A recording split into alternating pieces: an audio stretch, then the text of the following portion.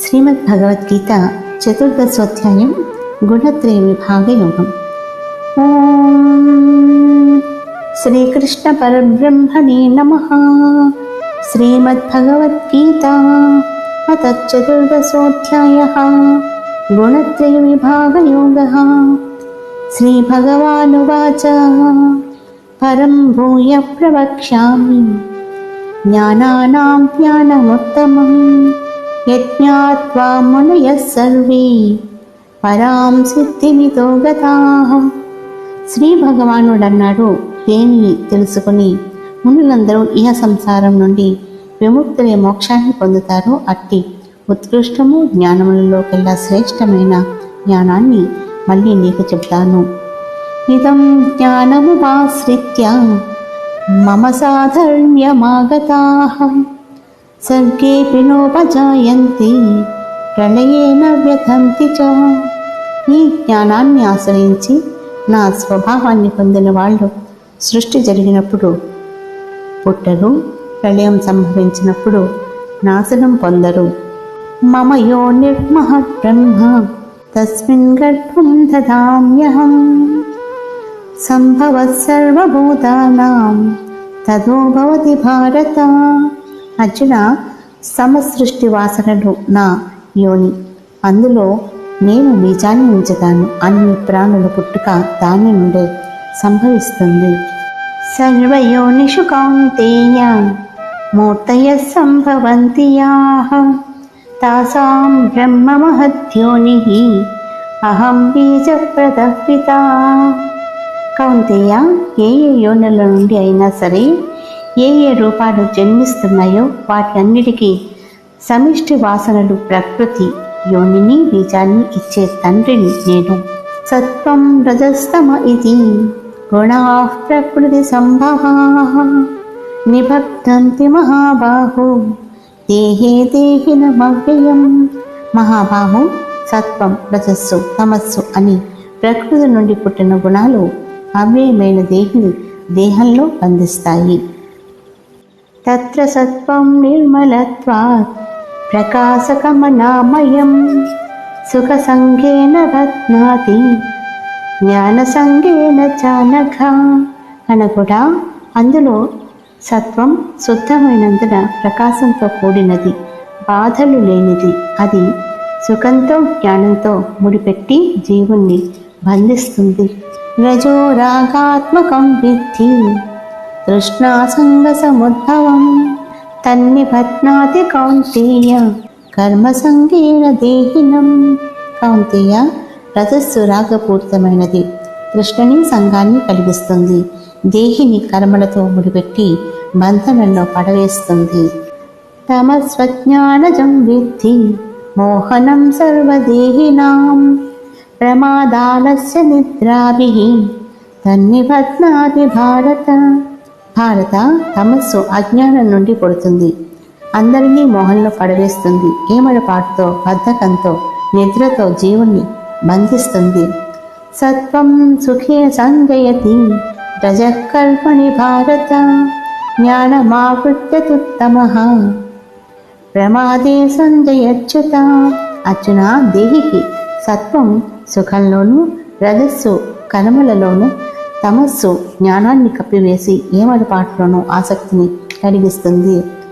రజస్తమశ్చాభిభూయ సత్వం భవతి భారత రజస్సత్వం తమశ్చైవ తమస్సత్వం రజస్తథా. అర్జున, రజస్తమో గుణాలని అణిచివేసిన సత్వం పైకి వస్తుంది, అలాగే తమసత్వాలను అణిచే రజస్సు, సత్వరజ గుణాలను అణచి తమస్సు అభివృద్ధి చెందుతాయి. సర్వద్వారేషు దేహేస్మిన్ ప్రకాశ ఉపజాయతే జ్ఞానం యథా తథా విద్యాత్ వివృద్ధం సత్వమిచ్యుత. ఈ దేహంలోని అన్ని ఇంద్రియ ద్వారాలలోనూ జ్ఞానకాంతులు ఎప్పుడు వెళ్ళి విడుస్తాయో అప్పుడు సత్వం పెరుగుతున్నట్లు తెలుసుకోవాలి. లోభః ప్రవృత్తిరారంభః కర్మణామసమస్పృహా రజస్యేతాని జాయంతి వివృద్ధే భరతర్షభ. ఓ భరత శ్రేష్ఠుడా, రజస్సు పెరుగుతున్నప్పుడు లోపము, బాహ్య ప్రవృత్తి, కర్మల ప్రారంభము, అశాంతి, విషయవాంఛ కలుగుతాయి. అప్రకాశో ప్రవృత్తిశ్చ ప్రమాదో మోహ ఏవ చ తమస్యేతాని జాయంతే వివృద్ధే కురు నందన. తమస్సు పెరుగుతున్నప్పుడు ఏమి తెలియని అయోమయ స్థితి, బద్ధకము, ఏమరపాటు, భ్రాంతి జనిస్తాయి. యదా సత్వే ప్రవృద్ధేతు ప్రళయం యాంతి దేహభృత్ తదోత్తమవిదాం లోకాన్ అమలాన్ ప్రతిపద్యతే. సత్వగుణం పెరుగుతూ ఉండగా జీవుడు శరీరాన్ని వదిలితే ఉత్తమ జ్ఞానవంతులు చేరుకుని నిర్మలమైన లోకాన్ని పొందుతాడు. రజసి ప్రళయం గత్వా కర్మ సంగిషు జాయతే తథా ప్రహీనస్తమసి మూఢయోనిషు జాయతే. రజస్సుతో మరణించిన వాడు కర్మలందు తగులుకున్న వారి సాంగత్యంలో పుడతాడు. అలాగే తమస్సులతో మరణించిన వాడు పశువులు మొదలైన మూఢ యోనులలో జన్మిస్తాడు. కర్మణ సుకృతస్యాహు సాత్వికం నిర్మలం ఫలం రజసస్తు ఫలం దుఃఖం అజ్ఞానం తమసః ఫలం. మంచి పనులకు సాత్వికమైన మంచి ఫలితాలు ఉంటాయని, రజోగుణ కర్మలకి దుఃఖమే ఫలమని, తమో గుణ కర్మలకి అజ్ఞానం ఫలమని పెద్దలు చెబుతారు. సత్వాత్ సంజాయతే జ్ఞానం రజసో లోభ ఏవ చ ప్రమాదమోహో తమసః భవతో జ్ఞానమేవ చ. సత్వగుణం వల్ల జ్ఞానం వస్తుంది. రజస్సు వల్ల లోభము, తమస్సు వల్ల ప్రమోదమోహాలు, అజ్ఞానము కలుగుతాయి. ఊర్ధ్వం గచ్చంతి సత్వస్థాః మధ్యే తిష్టంతి రాజసాః జగన్యగుణవృత్తిస్థాః అధో గచ్చంతి తామసాః. సత్వంలో నిలిచిన వాళ్ళు ఉత్తమ స్థితిని పొందుతారు. రాజసులు మధ్యలోనే ఉండిపోతారు. అధమగుణమైన తమస్సులో నిలిచిన వాళ్ళే అడుక్కిపోతారు. నాణ్యం గుణేభ్యః కర్తారం యథా ద్రష్టానుపశ్యతి గుణేభ్యశ్చ పరం వేత్తి మద్భావం సోధిగచ్చతి. గుణాలు తప్ప కర్మలను చేసే కర్త వేరే లేడని ఎవరు నిరంతరము గుర్తెరిగి గుణాల కన్నా అతీతమైన దాన్ని తెలుసుకుంటారో అప్పుడు అతడు నా భావాన్ని పొందుతాడు. గుణానేతానతీత్యత్రీన్ దేహీ దేహ సముద్భవాన్ జన్మముచ్చజరా దుఃఖైః విముక్తో మృతమశ్నుతే. దేహాన్ని పుట్టించే ఈ 3 గుణాలని అధిగమించే దేహధారి జన్మముచ్చ జరా దుఃఖాల నుండి విముక్తి పొంది అమృతత్వాన్ని, మోక్షాన్ని పొందుతాడు. అర్జునోవాచ కేర్లింగై స్త్రీన్ గుణానీతాన్ అతీతో భవతి ప్రభో కిమాచారః కథం చైతాన్ త్రీన్ గుణాన్నతి వర్తతే. అర్జునుడన్నాడు, ప్రభు, ఈ 3 గుణాలకి అతీతమైన వాని చిహ్నాలు ఏమిటి? అతడి నడవడిక ఎలా ఉంటుంది? ఇక 3 గుణాలని ఎలా దాటుతాడు?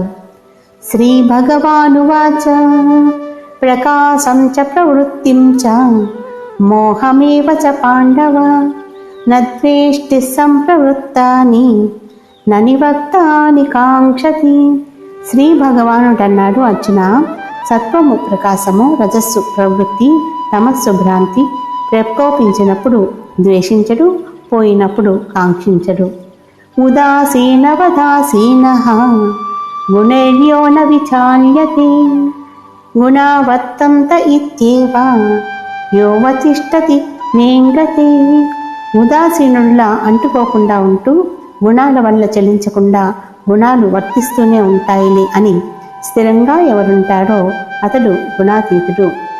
సమదుఃఖ సుఖ స్వస్థః సమలోష్టాశ్మకాంచనః తుల్య ప్రియా ప్రియో ధీరః తుల్యనిందాత్మ సంస్తుతిః. సుఖ దుఃఖాలలో సమంగా ఉంటూ ఆత్మలో నిలిచి మట్టిని, రత్నాన్ని, బంగారాన్ని సమంగా ఎంచుతూ ప్రియాప్రియాలలో సమంగా ఉంటూ నిందాస్థుతులలో తుల్యంగా ఎవరు ప్రవర్తిస్తారో తనను గూర్చిన అతడు గుణాతీతుడు. మానవమానయోస్తుల్యః తుల్యో మిత్రారిపక్షయోః సర్వారంభ పరిత్యాగి గుణాతీత స ఉచ్యతే. మానవమానాలలో మిత్ర శత్రు పక్షాల పట్ల తుల్యంగా ఉంటూ అన్ని కర్మలలో కర్తృత్వ బుద్ధిని ఎవడు త్యజిస్తాడో అతడు గుణాతీతుడని చెప్పబడతాడు. మాం చ యో వ్యభిచారేణ భక్తి యోగేన సేవతే సగుణాన్ సమతీత్యైతాన్ బ్రహ్మభూయాయ కల్పతే. ఇక ఎవరైతే నన్ను వ్యభిచరించిన భక్తితో సేవిస్తారో అతడు ఈ గుణాలని చక్కగా దాటి బ్రహ్మముగా మారడానికి అర్హుడవుతాడు. బ్రహ్మణో హి ప్రతిష్టాహం అమృతస్య వ్యయస్య చ శాశ్వతస్య ధర్మస్య సుఖశ్చైకాంతికస్య చ.